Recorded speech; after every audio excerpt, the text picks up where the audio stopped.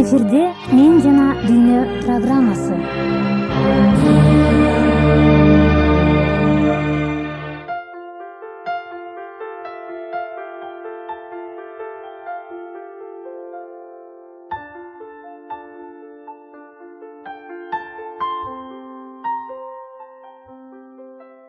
Ассалому алейкум. Силерге Кудай тынчтык берсин, кымбаттуу достор. Микрофондо Кемелбек Жуманазаров жана Гүлайым Жаманкулова. Силер менен кайрадан жолугушканыбызга биз абдан кубанычтуубуз. Албетте, силер бүгүнкү берүү эмне жөнүндө боло тургандыгын билгиңер келет. Биз балдар дүйнөсү өспүрүм деген радио рубрикабызды улантабыз жана өспүрүмдүн денесин чыңдоо жөнүндө сүйлөшөбүз.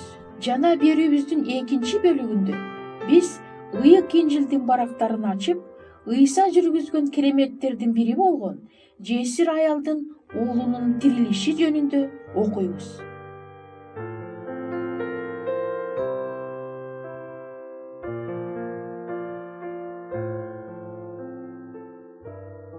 Көрсө, денени чыңдоо көптөгөн оорулардын алдын алууга жардам берет турбайбы?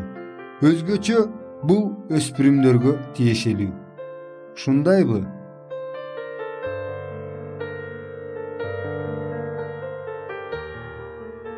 Бат-бат суукка урунуп, мурундарына суу куюлуп көп ооруган балдарга аябай боорубуз ооруйт. Эмне үчүн адамдар суук тийип оорушат?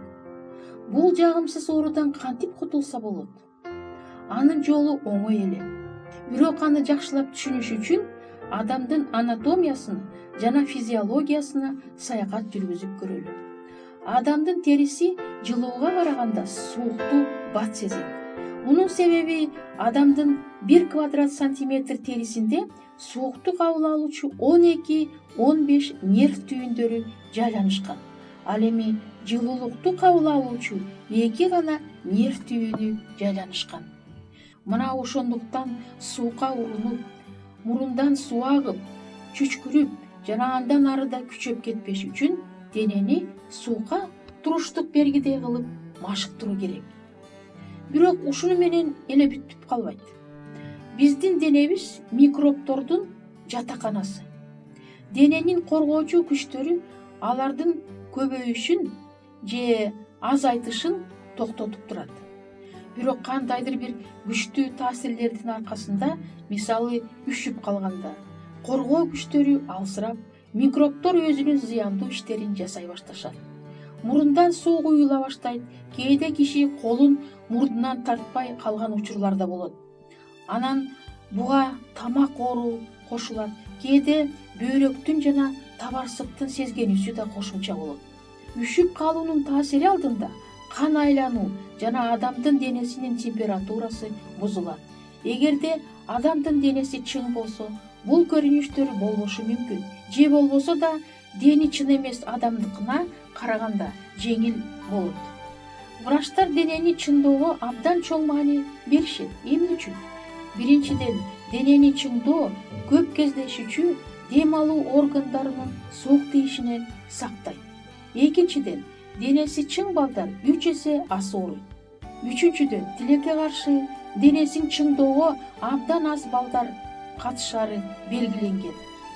Ошондуктан биз ата-энелерге кайрылабыз жана балдарыңардын денесин чыңдоого киришүүнү жана алар менен бирге өз денеңерди да чыңдоону сунуш кылабыз. Мындай 5 эрежени сакташ керек.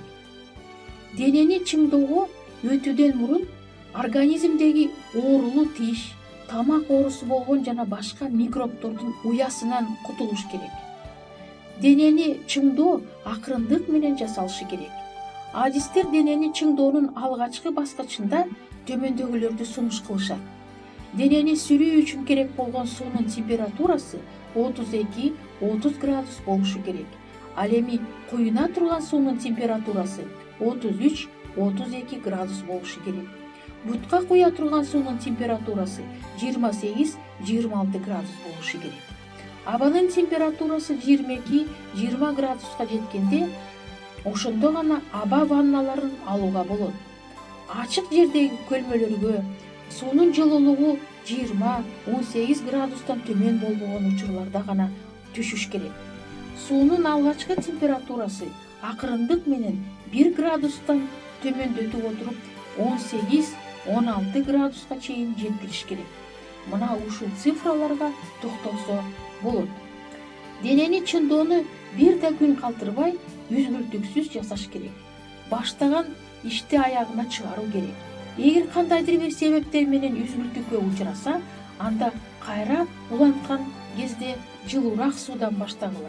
Себеби денени чыңдоо мезгилинде чогулган чыңдоочу жетишкендиктерди дене тез эле жоготуп коет. Ошондуктан узак үзгүлтүккө учурасаңар, анда баарын кайра башынан баштоо зарыл. Ар бир организмдин жекече өзгөчөлүктөрүн эске алуу керек. Кээ бир адамдар эч зыян келбестен салкын суудан деле башташа алышат. Кээ бирөөлөрү жылуу суудан башташ керек. Анткени ар кандай адам муздак сууга ар кандай таасир этишет. Көп ооруган же катуу ооруну башынан өткөргөн өспүрүмгө денени чыңдоо өтө зарыл экендигин жана аны мүмкүн болушунча батыраак баштоону врачтар сунуш кылышат. Бирок абайлап суунун температурасын туура сактоо зарыл. Денени чыңдоонун бардык мүмкүнчүлүктөрүн пайдаланып калуу керек. Денени чыңдоонун кайсы түрүн тандоону ойлонуп көргүлө. Анын кайсы түрүн тандасаңар да, анын натыйжасы силердин талыкпаган эмгегиңерге жараша болот. Азыр мен силерге суук тийип көп ооруган бир жаш жигиттин аңгемесин айтып бергим келет. Мен ваннасы, душу жок коммуналдык квартирада турчумун. Кошуналарымдын көзүнчө суу куюнуп сүрүнө алчу эмесмин. Ошондо мен суунун температурасын акырындык менен төмөндөтүп, бутума ванна жасоону чечтим. Дарыканадан термометр сатып алып ишке кириштим.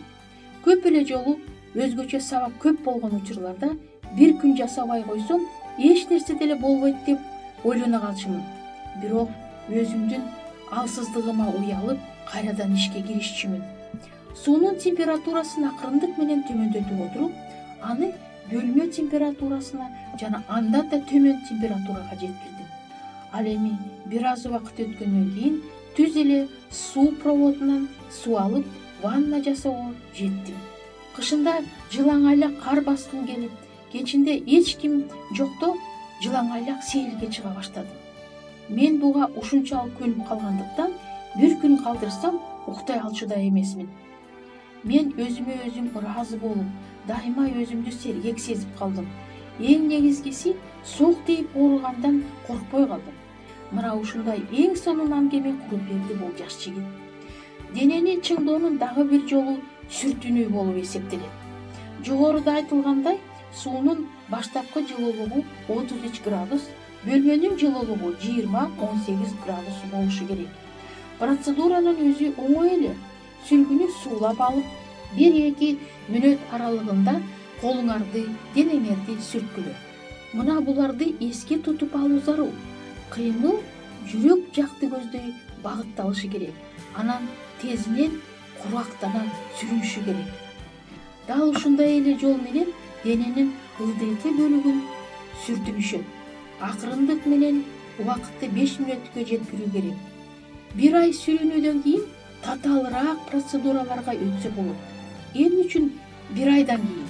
Анткени 1 айдан кийин белгилүү бир жетишкендиктерге жетүүгө болот. Ал эми суунун температурасы 18-16 градуска чейин төмөндөйт.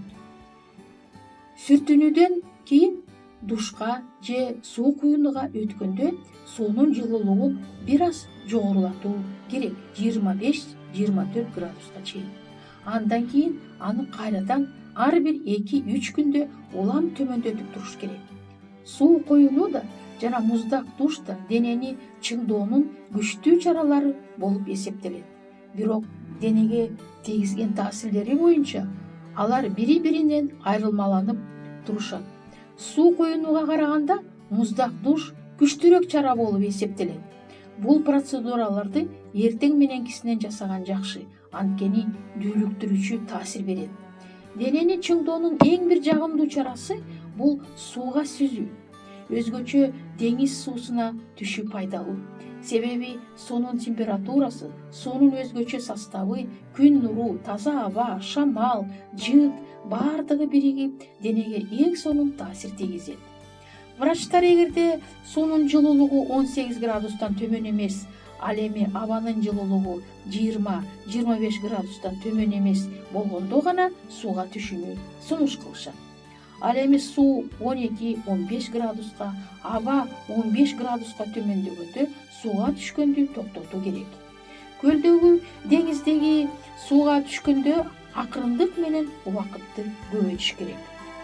Алгачы 3-5 мүнөттөн баштап аны акырындык менен 2 саатка чейин жеткириш керек. Аябай ысып же үшүп туруп сууга түшпөш керек. Дене жылуу болуш керек. Сууга түшкөндөн кийин денени кургата сүрүнүш керек. Көбүнчө сууга түшүү менен күүнү, башкача айтканда күн ваннасы менен айкалыштырышат. Күн ваннасы денени чыңдоонун эң сонун чарасы. Ал организмге эң татаал жана эң пайдалуу таасир тийгизет. Кан тамырлар кеңейет, кан басымы төмөндөйт, дем алуу тереңдейт, теридеги микробдор жоголот. Бирок денени чыңдоонун башка ыкмаларына караганда күн ваннасы өтө кылдаттыкты талап кылат.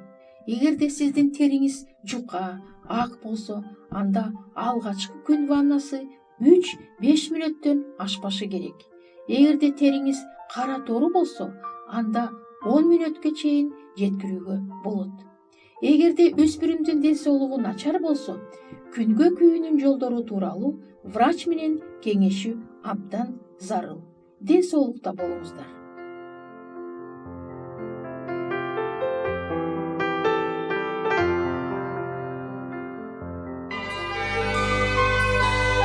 Сиздер Мен жана Дүйнө радио программасын угуп жатасыздар.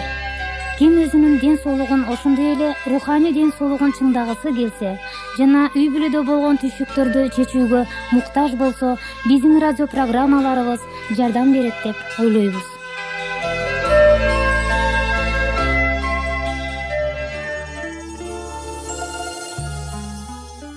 Ал эми азыр болсо, ыйык Инжилдин ажайып барактарын ачууга убакыт келди.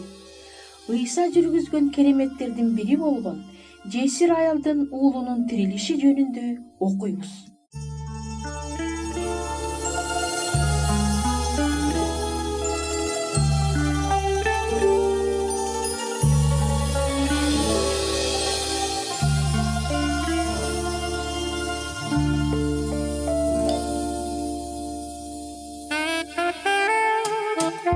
Бир күнү Иса Наин деп аталган шаарга келди. Аны менен аны көптөгөн шакирттери жана көп эл ээрчип жүрүштү.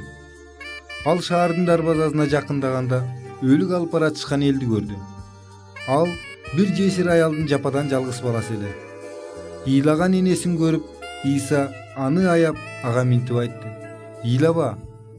Анан өлүктү көтөрүп жүргөндөрдүн жанына барып мындай деди: "Улан, сага айтам, тур." Өлүк ордунан туруп олтурду жана сүйлөй баштады. Иса аны энесине берди. Муну көргөндөрдүн баардыгын коркунуч каптады. Алар Кудайды даңктап: "Биздин арабызда улуу пайгамбар чыкты. Кудай өз калкына келди" дешти. Исанын туулган күнүнөн көп жүз жыл мурун Исайя пайгамбар ал жөнүндө минтип жазган: "Чала сынган таякты сындырбайт, жана түтөгөн биликти өчүрбөйт." Бул Исанын адамдарга болгон мамилеси жөнүндө айтылган эле. Иса бул дүйнөдө жүргөн убагында укмуштуу кереметтерди көрсөткөн. Бирок азыр да Иса асмандагы атасынын атагында жүрүп, биздин көзүбүзгө көрүнбөй турган болсо дагы, ал аны өз өмүрүнө өзүнүн куткаруучусу катары кабыл алгандар үчүн Кудай атага сыйынат. Жаңы осуят Лукадан ыйык Инжил 7-бап 11-ырдан 16-ырга чейин кырлар.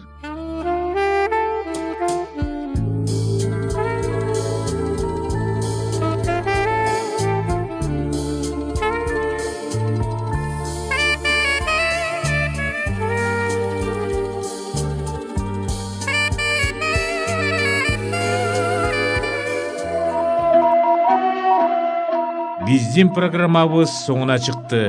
Көңүл бурганыңыздар үчүн биз сиздерге чын жүрөктөн рахмат айтабыз. Берүүнү даярдагандар жана аба толкунуна алып чыккандар Гүлайым Жамангуловна, Бектурсун Мураталиев, саламатта болуңуздар. саламатта болуңуздар.